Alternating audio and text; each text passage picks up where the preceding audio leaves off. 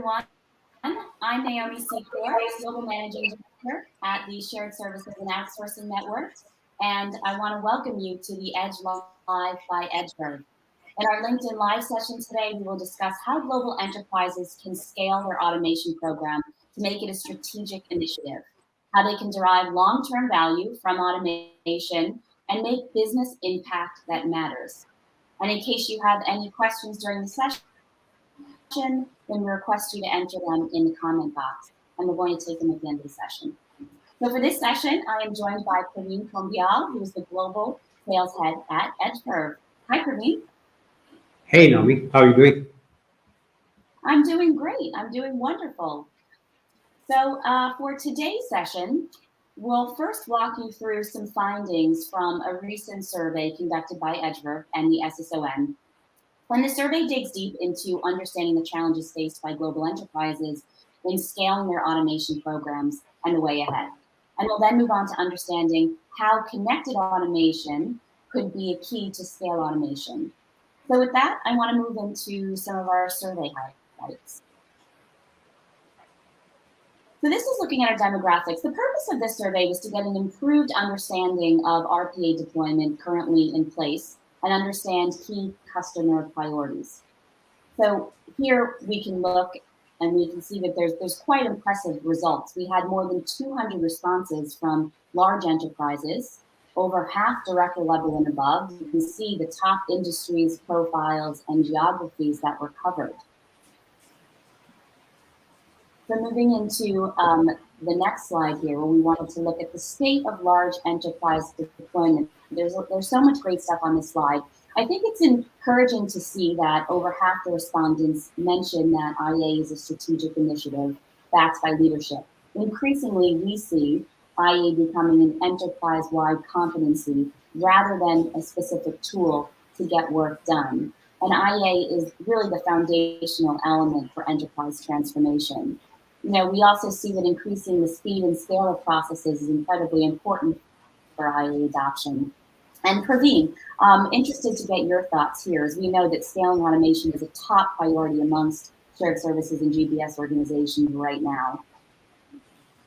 Yeah, absolutely. And I think, Naomi, these stats are a reflection that it has truly become mainstream.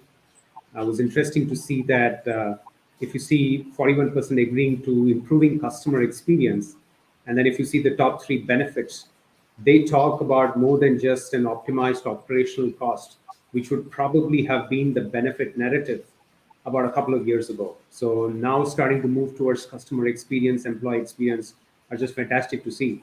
Obviously expecting speed and scale to drive intelligent automation adoption. There will be levers around how we get to doing that. We spent some time talking about it, but it's great to see these percentages. I think they've moved up quite a lot. Yeah, absolutely. It's improving the customer experience, the employee, the overall people experience, being able to focus on more higher value strategic work. This is really great trajectory that we're on. So let's look at some of the inhibitors to scaling automation, right? So, we see there's a lack of IT readiness, skills.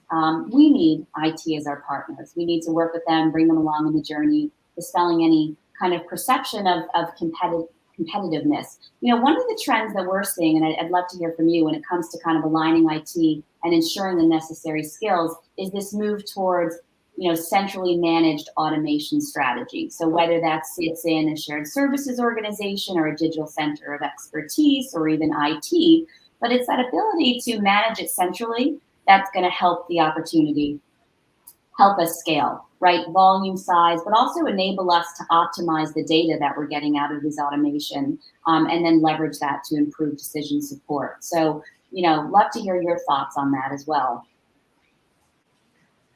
Yeah, I think they're pretty consistent, Naomi, what we're seeing as well.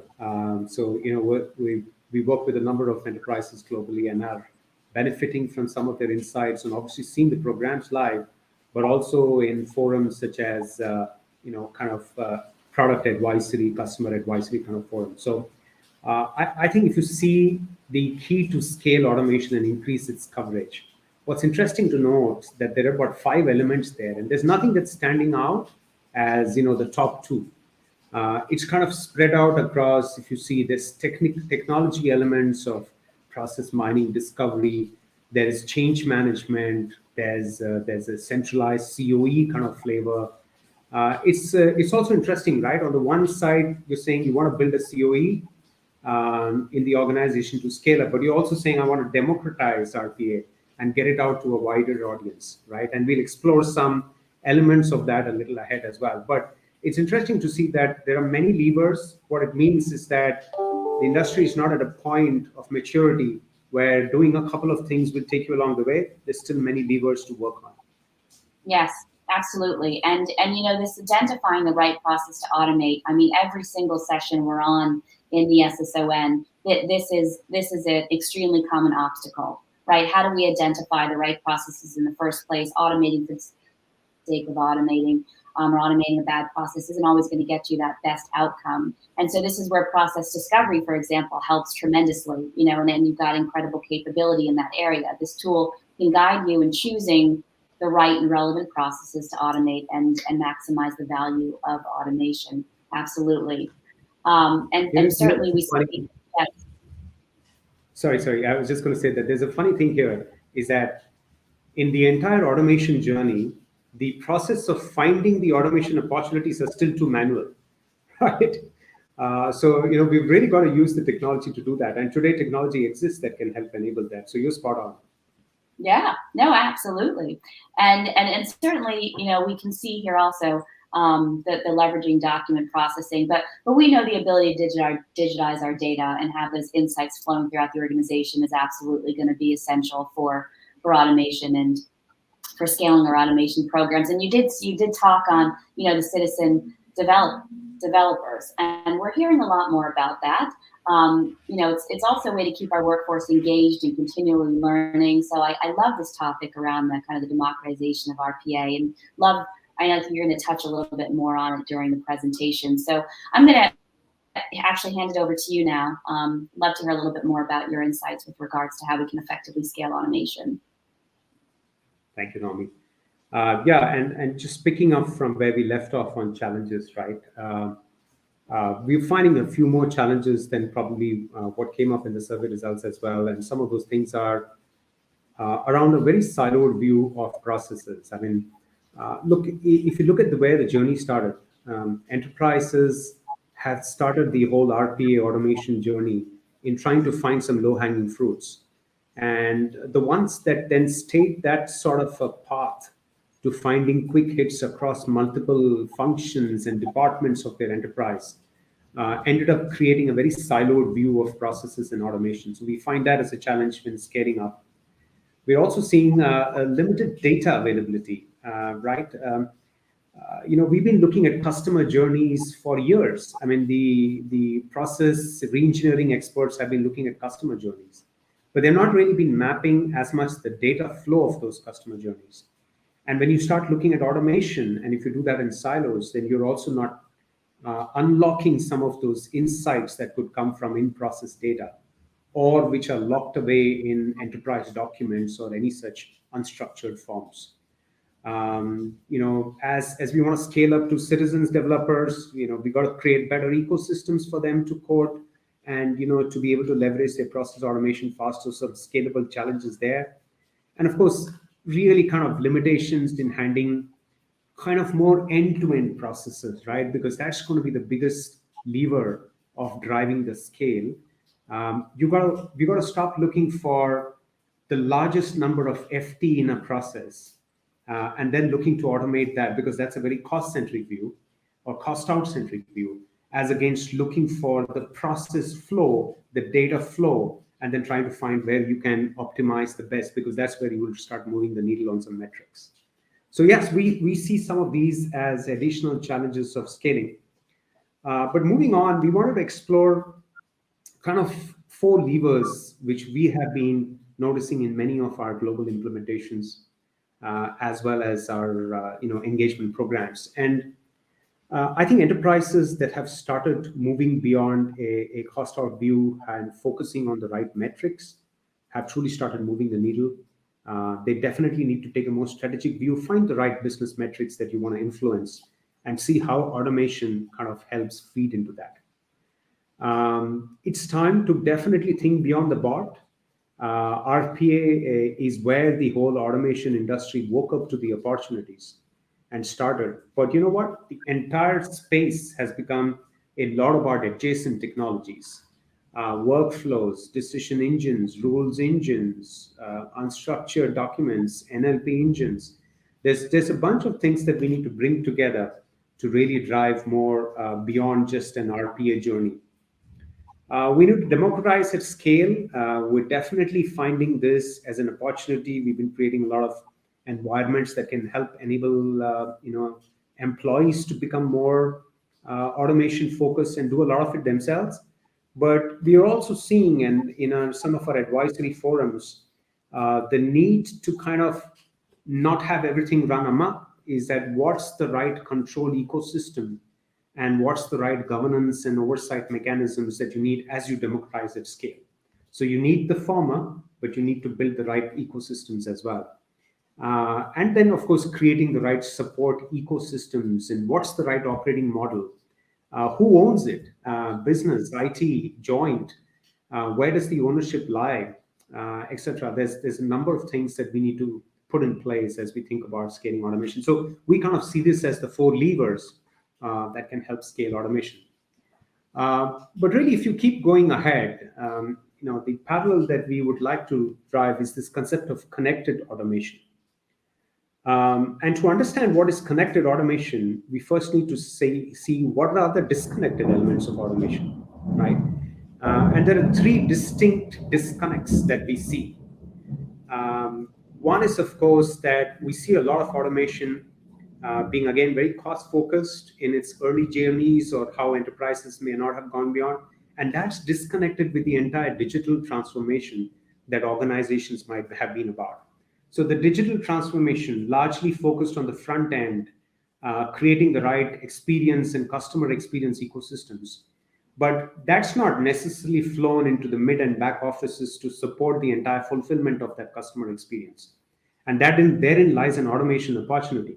But then you've got to connect the two. It can't be one working in silo against the other. So we see a disconnect there.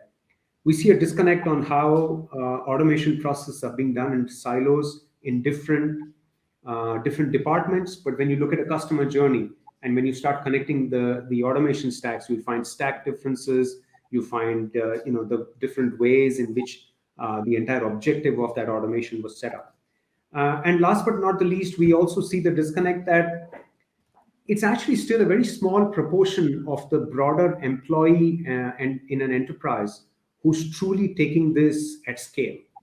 And we find a number of business leaders as part of our advisory boards and sharing with us saying, look, the ones who've scaled have been able to create a much broader play of people who are accountable and who are responsible for driving some of those automation initiatives. So they've created cross-functional ecosystems, innovation hubs, etc. When they've been able to broad base, they find that they're finding more success, right? So those are the three disconnects. And to us then, if you start looking at saying, so how do you kind of bring this together? Where is then the concept of connected automation all about? So connecting is about addressing the disconnect. So connecting is about connecting the processes and really accelerating the process of automation, right? It's about reimagining what your end-to-end process flow looks like. It's about really accelerating the automation, like you spoke about the process discovery and how that's important, right? So understanding which processes to go after, that is a part of the connection that we need to draw. The other is about the data. Everyone talks about data being a big fuel and all that. But really, I found an interesting comment in one of our engagements recently when a banker said data is the new balance sheet. So that was a new one for me. But it is about saying, okay, where does it lie and how do I unlock it? And a lot of the doc digitization initiatives and some of those capabilities that enterprises have been leveraging is starting to get to a lot of that unstructured data.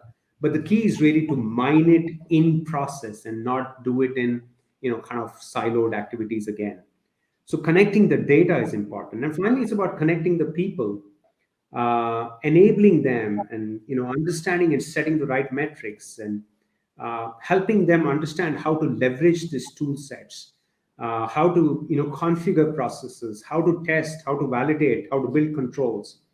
And those are some of the things that bring all of these elements together in what we are calling is connected automation. So connected automation is the concept of saying the disconnects of people, process, and data in a customer's journey needs to be solved for more seamlessly in a more end-to-end manner.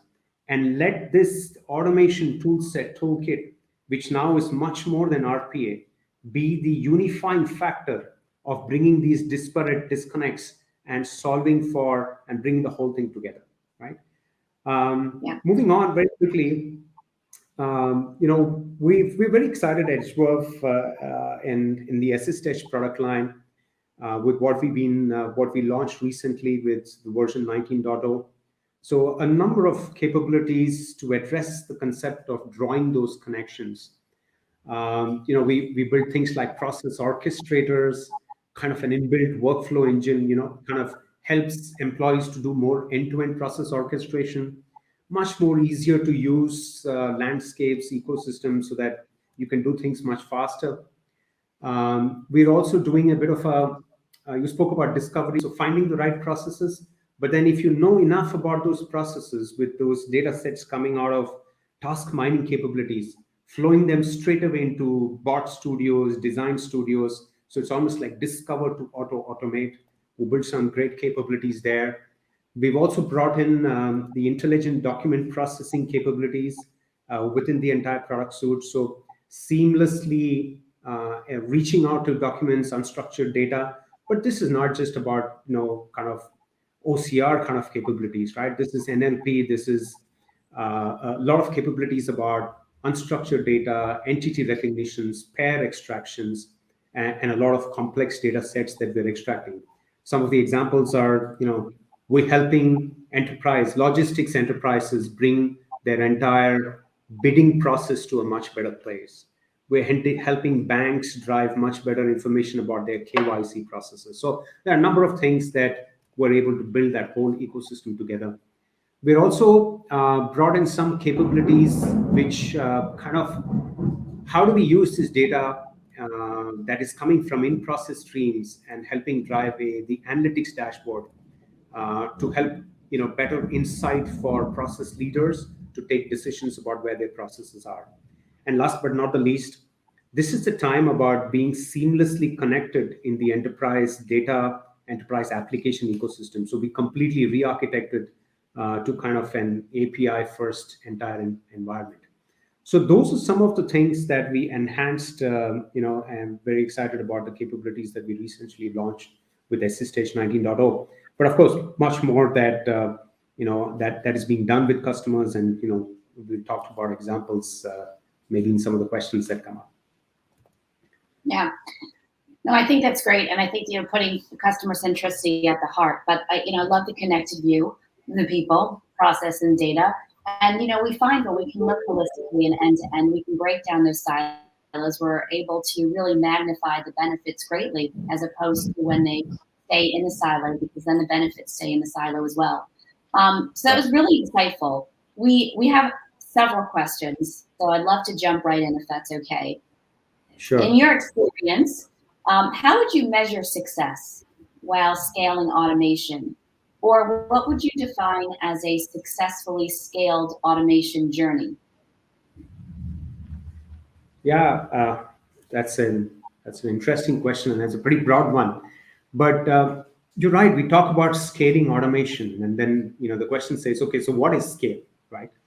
And normally the way we see it, I think the industry is kind of maturing from scale being defined as the number of bots that you have deployed to really moving more beyond to driving some business metrics. Recently, a couple of our customers in one of our advisory forums were saying they have automated 1 million man hours in finance. This is one of the larger healthcare organizations. 1 million man hours in finance, that's pretty large. A significant program. Another telecom organization said they've automated about 1 million hours in the entire order management processes. I have another customer who has kind of an end-to-end order management processes of 130 sub-processes, which they completed on a single automation fabric journey.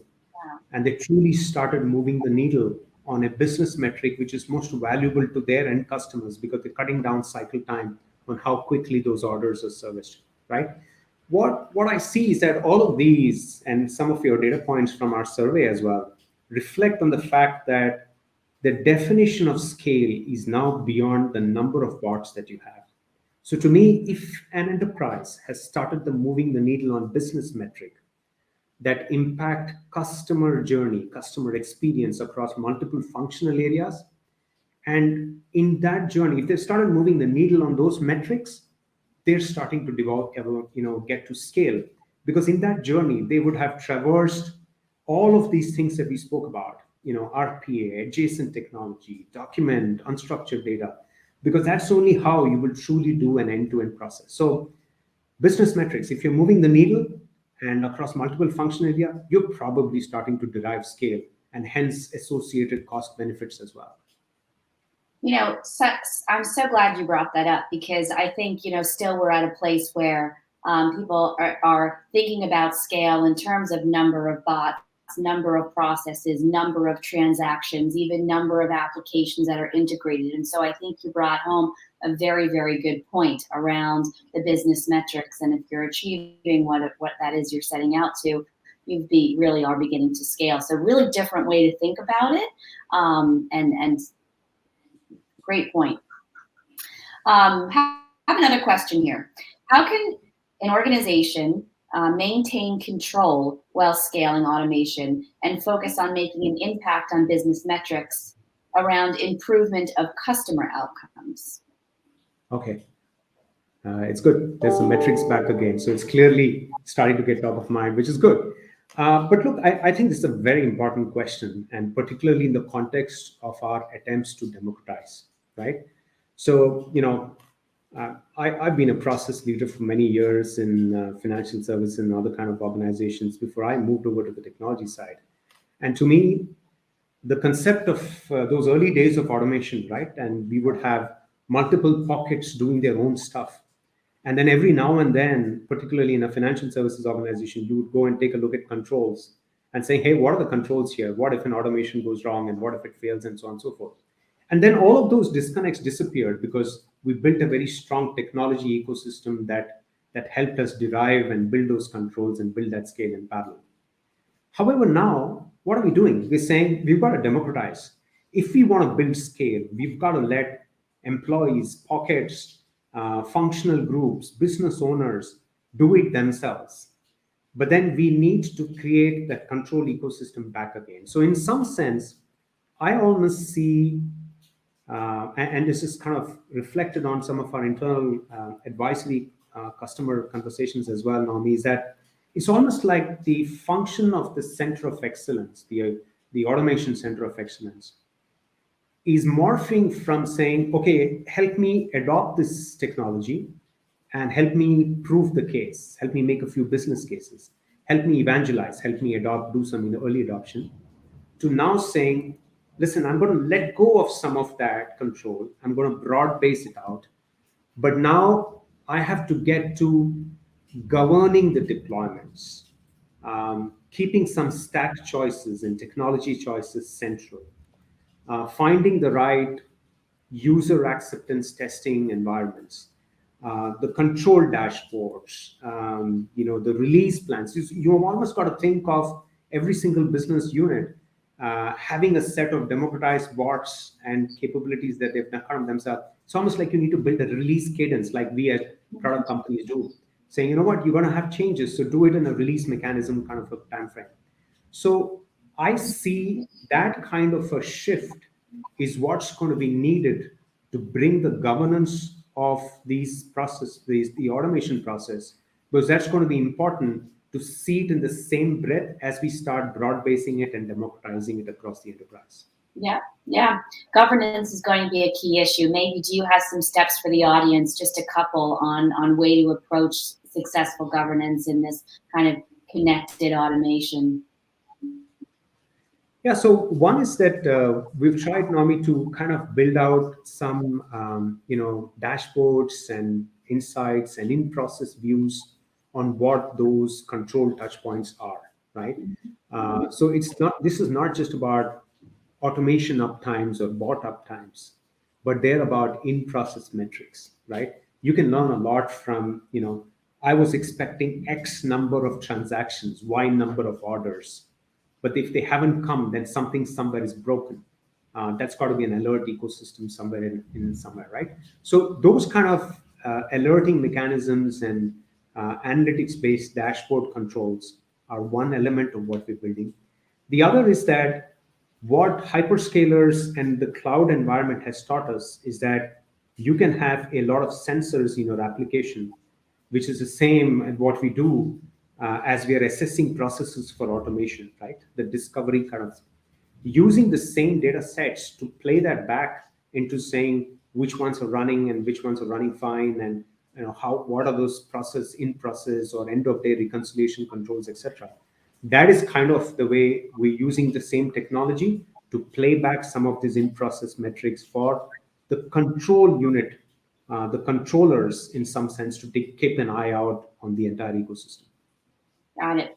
Well, we have just about a minute left. So easy question for you to answer in 60 seconds. How can organizations focus on making automation an enterprise-wide pervasive agenda? 60 seconds. Connected automation. I don't even need 60 seconds. But really, just bringing the entire fabric of people, process, and data together, connecting it to a larger enterprise transformation agenda, a functional transformation agenda, keep the customer at the center, track those journeys, and make a move on those business metrics is what you can truly get a very wide adoption of. And the technology is here to support it. Organizations like ours are also enabling large enterprises by saying, hey, we'll step in to take on outcomes of your processes and businesses, and help you realize your value. So these kind of ecosystems are really how we can make it very all-pervasive in enterprises. Great. Well, Praveen, I want to thank you for your responses. This was a great presentation. Thank you to EdgeVerve for partnering with the SSON on this extensive survey and report. We look forward to sharing it with our community. We understand that you all might have some more questions, so for more details, please write to contact@edgeverve.com, and EdgeVerve's team will make sure to get back to you soon. So I want to thank you for being a great audience today. We enjoyed sharing these insights, and have a great day ahead. Bye now. Thank you very much, Naomi. Bye-bye.